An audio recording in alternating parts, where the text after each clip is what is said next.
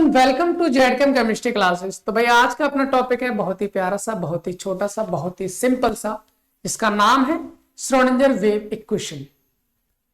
Sir आपको पता है ना, हम इस वक्त पढ़ रहे हैं क्वांटम मैकेनिक्स। भाई क्वांटम मैकेनिक्स पढ़ रहे हैं, बिल्कुल सही बात है। सर किस लेवल की पढ़ रहे हैं? भाई लेवल तो हमारे पास सारे हैं। जिस भी लेवल की आपको क्वांटम मैकेनिक्स पढ़नी है, आप इस लेक्चर्स को ज्वाइन करें, आपको इजीली समझ में आ जाएगा। वैसे तो हम आपको बता दें, स्पेशली बीएससी 4 सेमेस्टर केमिस्ट्री के लिए हम पढ़ रहे हैं quantum mechanics and analytical technique. Sir ये हमारा एक पेपर है इसका, और बीएससी 4 सेमेस्टर का, उसमें हमारे पास ये 8 यूनिट थी। एटॉमिक स्ट्रक्चर, इसको हम पहले ही पढ़ चुके हैं, कंप्लीट कर चुके हैं अपने यूट्यूब चैनल पर। एलिमेंट्री क्वांटम मैकेनिक्स इस वक्त हम पढ़ रहे हैं, और आपको पता भी एलिमेंट्री क्वांटम मैकेनिक्स में हमारे पास इतने सारे टॉपिक्स हैं, इतने सारे टॉपिक हैं, और जिनमें से भाई हम देखो ब्लैक बॉडी रेडिएशन पढ़ चुके, प्लैंक क्वांटम थ्योरी पढ़ चुके, फोटोइलेक्ट्रिक इफेक्ट पढ़ चुके, हीट कैपेसिटी भी पढ़ चुके, बोर्स मॉडल भी पढ़ चुके, कॉम्पटन इफेक्ट भी पढ़ चुके, डी ब्रोगली पढ़ लिया है, हाइजेनबर्ग पढ़ लिया है, ऑपरेटर भी हमने लास्ट लेक्चर में पढ़ लिया था। सर आज के लेक्चर में हम पढ़ने वाले हैं श्रोडिंगर वेव इक्वेशन। सर आप कहेंगे इससे पहले जो यूनिट पढ़ी थी ना सर, इससे पहले जो यूनिट पढ़ी थी उसका नाम क्या था? उसका नाम था सर एटॉमिक स्ट्रक्चर। और कहीं ना कहीं मुझे याद आ रहा है कि हमने एटॉमिक स्ट्रक्चर में भी श्रोडिंगर वेव इक्वेशन पढ़ी थी कि नहीं? बिल्कुल पढ़ी थी। अगर आपने देखी है पिछली यूनिट यानी एटॉमिक स्ट्रक्चर देखा है, तो वहां पर आपने जो हमने क्या है श्रोडिंगर वेव इक्वेशन पढ़ा था। सर आज भी बिल्कुल सेम है क्या? नहीं। वहां जो श्रोडिंगर वेव इक्वेशन पढ़ी थी, वहां पर हमने वेव फंक्शन की वैल्यू को लेकर पूरा का पूरा डेरिवेशन किया था। आज भी हम श्रोडिंगर वेव इक्वेशन को पढ़ रहे हैं, और आज जो हम श्रोडिंगर वेव इक्वेशन को पढ़ेंगे वहां से डेरिवेशन स्टार्ट नहीं करेंगे। कहां से? वेव फंक्शन से। फिर कहां से करेंगे सर? आज हम जो डेरिवेशन करने वाले हैं श्रोडिंगर वेव इक्वेशन का, जो लास्ट लेक्चर में हमने ऑपरेटर्स पढ़े थे ना, ये जो लास्ट लेक्चर में हमने क्वांटम मैकेनिक्स के ऑपरेटर्स जो पढ़े थे, उन ऑपरेटर्स के बेस पर हमें क्या पढ़ना है? श्रोडिंगर वेव इक्वेशन को पढ़ना है। जो भी ऑपरेटर्स थे क्वांटम मैकेनिक्स में, ये हमने कल किए थे, यानी लास्ट लेक्चर में किए थे। आज हम इन्हीं के बेस पर श्रोडिंगर वेव इक्वेशन को पढ़ने वाले हैं। चलिए फिर टाइम वेस्ट नहीं करते हैं, स्टार्ट करते हैं। अगर आपको याद हो जब हमने पिछले यूनिट में एटॉमिक स्ट्रक्चर में श्रोडिंगर वेव इक्वेशन पढ़ा था, तो वहां पर हमारे पास एक इक्वेशन आई थी, H psi is equal to E psi. H psi is equal to E psi. Sir ये हमारी एक श्रोडिंगर वेव इक्वेशन है। ये क्या है हमारे पास? सर ये है हमारे पास श्रोडिंगर वेव इक्वेशन। और यहां पर अगर हम आपसे कहें तो H के ऊपर कैप होता है। सर ये क्या क्या चीज होते हैं हमें पता है सर। साई जो होता है ना, ये हमारे पास एक वेव फंक्शन होता है। क्या होता है? एक हमारे पास वेव फंक्शन होता है। हमारे पास क्या होता है? Wave function. पहले से पता, डी ब्रोगली ने बताया था, हर एक माइक्रोस्कोप पर पार्टिकल जो होता है उसमें पार्टिकल नेचर और वेव नेचर दोनों पाए जाते हैं। सर वेव नेचर है तो हर किसी के अंदर उसका एक वेव फंक्शन होगा, तो सर वही वेव फंक्शन की बात करना है। साई हमारा वेव फंक्शन को दिखाता है। सर ई क्या दिखाता है हमारे यहाँ पर? ई दिखाता है यहाँ पर एनर्जी, टोटल एनर्जी। क्या दिखाएगा? Total energy. Sir total energy in the sense, भाई चाहे काइनेटिक एनर्जी हो चाहे पोटेंशियल एनर्जी हो, दोनों को जोड़ दीजिए, टोटल एनर्जी आपके यहाँ पर मिल जाएगी। सर एच कैप क्या है? इसके बारे में भी हम जानते हैं। ये जिसके ऊपर कैप आता वो क्या होता? ऑपरेटर होता ना। ये हमारा है ऑपरेटर ऑफ एनर्जी, यानी कि एनर्जी ऑपरेटर है। इसको हम बोलते हैं हैमिल्टोनियन ऑपरेटर। Hamiltonian operator. और सर ये जो हैमिल्टोनियन ऑपरेटर है, ये क्या है हमारा? Operator of energy. Operator of energy का ये ऑपरेटर है। सर इसको भी हम क्या कहते हैं? श्रोडिंगर वेव इक्वेशन कहते हैं। सर इस एक फॉर्म से मल्टीपल फॉर्म में हम श्रोडिंगर वेव इक्वेशन को कैसे लिख सकते हैं, कैसे दिखा सकते हैं, आज सारे के सारे फंडे। कभी कभी क्या होता है ना सर, ऑब्जेक्टिव क्वेश्चन पेपर आ रहा है, अच्छे खासे कंपटीशन लेवल पे आ रहा है, चाहे वो IIT-JEM हो, नेट हो, गेट हो, आपके इवन ग्रेजुएशन हो या मास्टर डिग्री हो, कहीं पर भी आता है। एक से ज्यादा टाइप की इक्वेशन दे दी जाती है, बताइए इसमें से कौन सी श्रोडिंगर वेव इक्वेशन है, लेकिन हम पहचान ही नहीं पाते सर कौन सी है, क्योंकि अलग अलग फॉर्म में वो दी जाती है। तो मैं आपको बस वही सिखाने वाला हूं आज कि वो अलग अलग फॉर्म कौन सी होती है। एक फॉर्म तो ये है हमारे पास, ये श्रोडिंगर वेव इक्वेशन है। सर हम एक काम करते हैं, श्रोडिंगर वेव इक्वेशन की अलग फॉर्म्स को हम निकाल के देखते हैं कौन कौन सी होती है, और एक पर्टिकुलर डायरेक्शन के लिए, एक पर्टिकुलर डायरेक्शन हम सबसे पहले हम बात करेंगे 1D के लिए। किसके लिए बात करेंगे भाई? 1D, वन डायरेक्शनल के लिए। वन डायरेक्शनल मतलब x मान लीजिए, तो हम ले सकते हैं यहाँ पर सर हमारे पास क्या इक्वेशन थी, हमारे पास था h psi is equal to e psi, यही तो था बिल्कुल सर। अगर एक डायरेक्शन की बात करेंगे तो अगर हम x की बात करें तो हम लगा देंगे hx psi is equal to ex psi। Sir ये वेव फंक्शन है, hx मतलब क्या है, h डायरेक्शन के लिए एनर्जी का ऑपरेटर हो गया, तो ये x डायरेक्शन की हमारे पास क्या मिल जाएगी, एनर्जी मिल जाएगी। सर यहां से हमें एक चीज देखनी है, हम देखें तो सर h क्या है, एनर्जी ऑपरेटर है, E क्या है, टोटल एनर्जी है।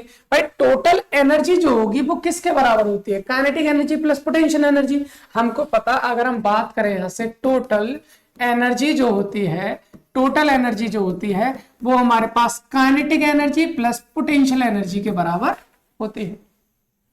होती है कि नहीं होती है? बिल्कुल होती है सर। अगर यहीं पर हम बात करें तो हमारे पास जो टोटल एनर्जी का जो ऑपरेटर है वो क्या होता है, एच कैप। काइनेटिक एनर्जी का ऑपरेटर क्या होता है, के कैप। पोटेंशियल एनर्जी का ऑपरेटर क्या होता है, वी कैप। सर हमको अगर निकालना है एक्स डायरेक्शन के लिए तो एच एक्स कैप निकालना है, के एक्स कैप निकालना है, वी एक्स कैप निकालना है। सर हमने जब ऑपरेटर पढ़े थे, अगर मैं एच एक्स कैप की वैल्यू निकालना चाहूं तो जरा एक चीज देखो, के एक्स कैप का है हमारे, हमने काइनेटिक एनर्जी पढ़ा था, बिल्कुल पढ़ा था सर। ये है हमारे पास काइनेटिक एनर्जी, तो यहां पर हमने के एक्स कैप की वैल्यू निकाली थी minus H cross square upon 2m del square upon del X square. Sir इसको हम यहां रख सकते हैं क्या, इसको हम यहां रख सकते हैं, बिल्कुल रख सकते हैं सर। इसको हम यहां पर बिल्कुल रख सकते हैं, minus H cross square upon 2m del square upon del X square. यही होता है काइनेटिक एनर्जी का ऑपरेटर, बिल्कुल होता है सर। पोटेंशियल एनर्जी का ऑपरेटर वी एक्स कैप ही रहेगा। अगर आपको नहीं याद है तो हम आपको दिखा देते हैं, एक बार हम आपको एक बार दिखा देते हैं। अगर वी एक्स को आप देखोगे तो वी एक्स का वी एक्स ही रहता है। चलिए कोई दिक्कत नहीं, यहां पर हमने ये चीज समझ ली, यानी Vx का जो ऑपरेटर है वो क्या रहेगा हमारा, Vx ही रहेगा। तो ये किसकी वैल्यू आ गई भाई, ये वैल्यू आ गई हमारी, ये वैल्यू किसकी आ गई भाई, ये वैल्यू आ गई हमारे हैमिल्टोनियन ऑपरेटर की, हैमिल्टोनियन ऑपरेटर की आ गई है। हम एक काम करते हैं, इसको इक्वेशन 1 बना लेते हैं। हमने इसको क्या बना लिया, इक्वेशन 1। अब जो हमारे पास ये हैमिल्टोनियन ऑपरेटर आया, क्या मैं इसको उठाकर इक्वेशन 1 में रख सकता हूं, बिल्कुल रख सकता हूं। तो हम यहां लिखेंगे पुट इन इक्वेशन फर्स्ट, इसको उठाओ और इक्वेशन 1 में पुट कर दीजिए।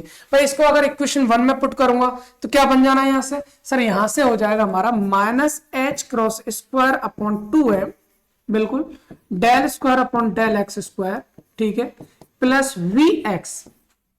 ये हो गया हमारे पास किसकी वैल्यू, एच एक्स की value, into psi is equal to E X sign.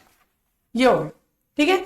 अब एक काम करना है, अब एक काम क्या करना है भाई, साई का मल्टीप्लाई, साई को अंदर मल्टीप्लाई कर दो। तो मैं अगला पेज ले रहा हूं भाई, यहां से क्या हो जाएगा हमारे पास, minus H cross square upon 2m del square upon del X square into Sai.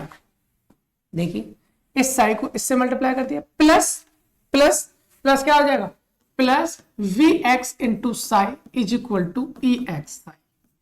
जरा देखिए भाई मैंने कुछ नहीं किया, मैंने साई से केवल अंदर मल्टीप्लाई किया, साई ये प्लस में ना, एक बार इससे मल्टीप्लाई कर दिया, दूसरा इससे मल्टीप्लाई कर दिया, तो minus H cross square upon 2m del square upon del X square into psi plus V X psi is equal to E X psi. बस यही किया मैंने, बस यही किया मैंने। अब एक काम करते हैं भाई, इस ई एक्स साई को भी इस साइड ले आओ, इस साइड ले आओ तो क्या होगा भाई, यहां से हो जाएगा minus H cross square upon 2m del square upon del X square psi plus V X psi, E X psi है, इस साइड आएगा तो किसका हो जाएगा, माइनस का, minus E X psi is equal to बचेगा हमारे पास 0। इसमें कोई प्रॉब्लम नहीं है। हम एक काम करेंगे सर, इन दोनों में से ना साई को कॉमन ले लो, साई को कॉमन लेंगे तो यहां से क्या बचेगा, minus H cross square upon 2m del square upon del X square into psi plus, यहां से अगर मैं साई को कॉमन ले लेता हूं, अगर मैं साई को कॉमन ले लेता हूं तो यहां से बचेगा वी एक्स माइनस यहां से बचेगा E X, V X minus E X into psi is equal to हो जाएगा हमारे पास 0। अच्छा एक चीज है, जब भी हम श्रोडिंगर वेव इक्वेशन निकालेंगे तो ये डबल डिफरेंशिएशन जो है del square upon del X square, इससे पहले वाला जो टर्म है ना वो नहीं आना चाहिए। सर अगर वो नहीं आना है तो मतलब इसको हटाना है। अगर इसको हटाना है तो मुझे क्या करना पड़ेगा, मुझे करना पड़ेगा multiply with -2m upon H cross square. अगर मैं इसको -2m upon H cross square से मल्टीप्लाई कर दूं, अगर मैं इसको -2m upon H cross square से मल्टीप्लाई करता हूं तो ये वाला टर्म हट जाएगा। सर कैसे हट जाएगा, एक चीज देखो, यहां पर कितना भाई -h cross square upon 2m है ना, यहां पर क्या del square upon del X square into psi, यही है, प्लस यहां पर क्या है भाई, यहां पर है sir vx minus ex psi is equal to 0, यही तो है, बिल्कुल है। हम एक काम करते हैं, हर तरफ मल्टीप्लाई करो, हर जगह क्या कर दो भाई मल्टीप्लाई कर दो। यहां पर किससे मल्टीप्लाई करना है, इस वाले में मल्टीप्लाई करना है मेरे को -2m upon H cross square से, बिल्कुल हो गया सर मल्टीप्लाई। इस वाले टर्म को भी करो -2m upon H cross square से, हो गया सर, बिल्कुल।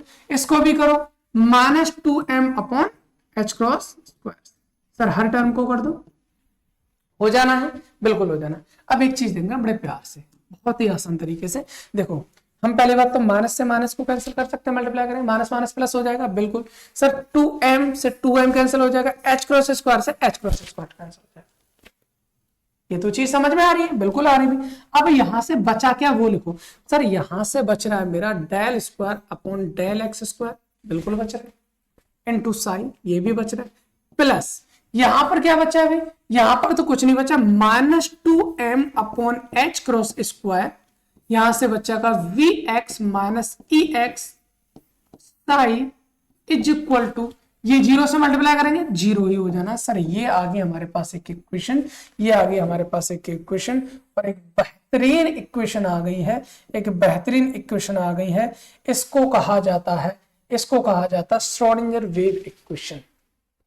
ये हो जाएगी Schrodinger wave equation for 1D system, या फिर हम बोल सकते हैं फॉर वन डायरेक्शन। एक डायरेक्शन के लिए del square upon del X square psi plus, यहां से प्लस और माइनस क्या हो जाएगा, माइनस से हो जाएगा, तो इसको हम प्लस लगाने की जगह सीधा सीधा क्या कर देंगे -2m upon H cross square vx minus ax psi equal to 0। I hope इतनी बात समझ में आ गई होगी, इसमें कोई भी प्रॉब्लम आपको नहीं होनी चाहिए। सर ये एक डायरेक्शन के लिए ना, हाँ क्या इसमें कुछ और भी चेंज कर सकते हैं, एक चीज देखना भाई, हमने कहा sir hx is equal to h psi is equal to e psi, ये भी क्या है हमारे पास, हम बोल सकते हैं श्रोडिंगर वेव इक्वेशन है।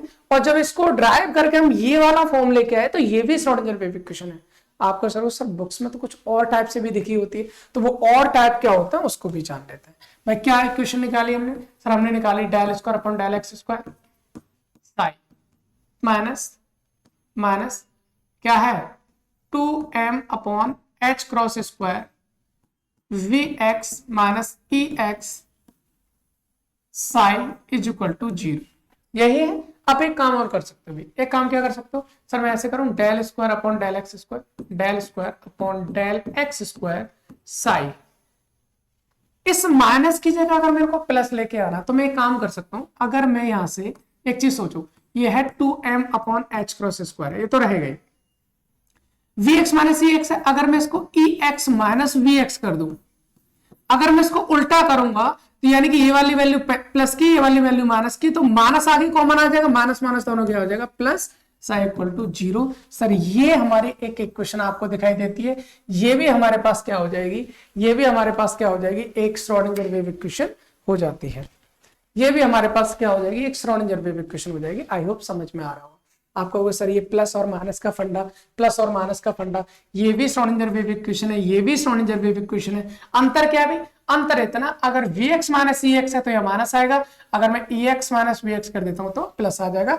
जिनमें से मोस्टली आपके बुक्स में ये फॉर्म आपको दी जाती है, ये वाली फॉर्म आपको दी जाती है।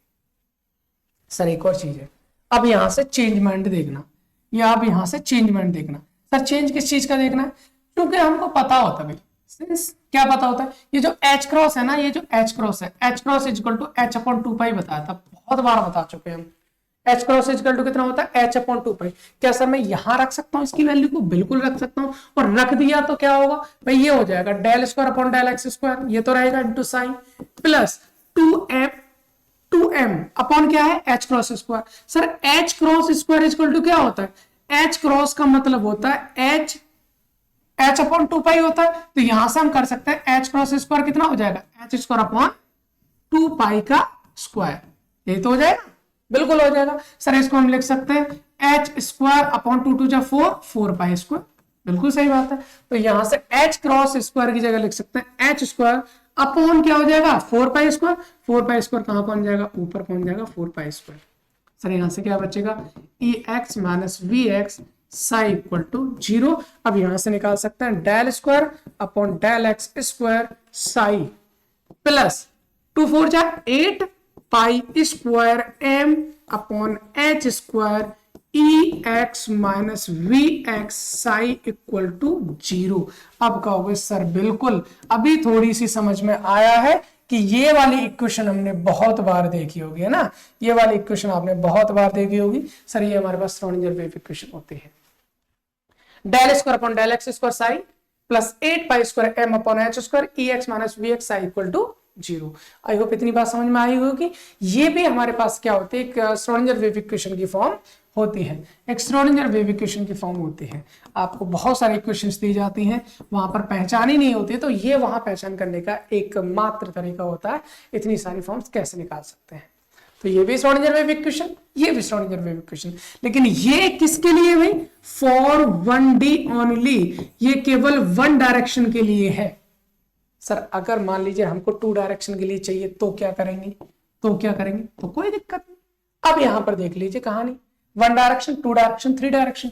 भाई 1 डायरेक्शन के लिए देखेंगे, 2 डायरेक्शन के लिए भी देखेंगे और 3 डायरेक्शनल के लिए भी देखेंगे। 1 डायरेक्शन में क्या था सर? ये था del square upon del X square psi plus 8 pi square M upon H square, 8 pi square M upon H square.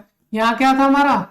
E X minus V X psi equal to 0। Sir ये किसके लिए था?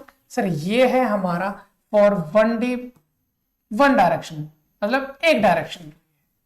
अगर सर 2 डायरेक्शन के लिए लिखना चाहे तो कैसे लिखेंगे? सर ये लिख देंगे बिल्कुल del square upon del X square plus del square upon del Y square, जहां पर एक्स और वाई दोनों एक्सिस को ले 2 डायरेक्शन के लिए हो जाएगा। क्या रहेगा फिर? Into sine plus 8 pi square M upon H square. यहां पर क्या होगा? ई, अब एक्स की नहीं एक्स वाई दोनों की रहेगी, माइनस वी वी एक्स और वाई दोनों का रहेगा, साई इक्वल टू 0। सर ये जो इक्वेशन है, ये जो श्रोडिंगर वेव इक्वेशन है, वो है फॉर 2D बॉक्स सिस्टम। किसके लिए हो जाएगा भाई? 2D 2 डायरेक्शन के लिए हो जाएगा। 3 डायरेक्शन के लिए निकालना है, फिर क्या करेंगे सर? 3 के लिए तीनों को लिख दीजिए भाई, del square upon del X square plus del square upon del Y square plus del square upon del Z square. भाई यही तो हो जाएगा, बिल्कुल हो जाएगा, है ये तो बिल्कुल हो जाएगा, into psi plus 8 pi square M upon H square. यहां से हो जाएगा E minus V psi equal to 0। अब ई हमारा तीनों डायरेक्शन के लिए है, वी हमारा तीनों डायरेक्शन के लिए। सर ये हो जाएगी Schrodinger wave equation for 3 direction. ये हमारा 3 डायरेक्शन के लिए श्रोडिंगर वेव इक्वेशन हो जाती है।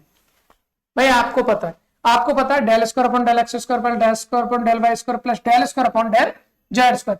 इन तीनों को अगर हम आपस में जोड़ देते हैं तो ये तीनों चीजें क्या कहा था? हमने लास्ट लेक्चर में बताया था आपको, बताया था, क्या बताया था भाई लास्ट लेक्चर में? हमने आपको लास्ट लेक्चर में बताया था कि ये रहा, बिल्कुल, अगर हम del square upon del X square plus del square upon del Y square del square upon del Z square, इन तीनों को हम उल्टा डेल स्क्वायर के साथ लिख सकते हैं। सर यही हमारा क्या होता है? लाप्लासियन ऑपरेटर होता है। इस चीज के बारे में बताया था, ये क्या होता है हमारे पास? Laplacian operator. इधर भी बताया था हमने कि अगर इन तीनों की जगह इनको हम इस तरह से भी लिख सकते हैं, उल्टा डेल का स्क्वायर। सर इसको क्या कहते हैं? Laplacian operator. तो हम 3 डायरेक्शन वाली श्रोडिंगर वेव इक्वेशन को एक फॉर्म के साथ और लिख सकते हैं। हमको इसको इस तरह से भी लिख सकते हैं। सर ये हो जाएगा हमारा उल्टा डेल स्क्वायर उसके बाद psi plus 8 pi square M upon H square, फिर उसके बाद है E minus V psi equal to 0। Sir ये भी हो जाएगा हमारे पास Schrodinger wave equation for 3 direction, Schrodinger wave equation for 3 direction. I hope इतनी बात समझ में आ रही होगी। और जितनी भी श्रोडिंगर वेव इक्वेशन की फॉर्म्स थी वो सारी की सारी हमने कर ली है। तो इस वाले लेक्चर में हमने देखा था सर श्रोडिंगर वेव इक्वेशन कितने सारे तरीके से हम लिख सकते हैं, और दूसरा अगर आपको श्रोडिंगर वेव इक्वेशन का फुल आपको चाहिए, मतलब किस तरह से डेरिवेशन उसका करते हैं, तो आप इजीली जाएंगे और जो हमने एटॉमिक स्ट्रक्चर वाली इससे पहले वाली यूनिट जो पढ़ी है उसमें हमने बिल्कुल वेव फंक्शन से लेकर पूरा का पूरा डेरिवेशन किया है, आप वहां से देख सकते हो। सर इसके बाद अगला जो टॉपिक है आई थिंक हमारा है पोस्टुलेट्स। क्वांटम मैकेनिक्स के कौन कौन से पोस्टुलेट होते हैं इसको हम अगले लेक्चर में जानेंगे। फिलहाल इस लेक्चर को यहीं पर समाप्त करते हैं और मिलते हैं आपको अगले लेक्चर में एक नई एनर्जी के साथ, एक नए टॉपिक के साथ। तब तक आपको केवल एक ही काम करना है, लेक्चर को शेयर करना है जितना हो सकता है वहां तक। Thanks for watching.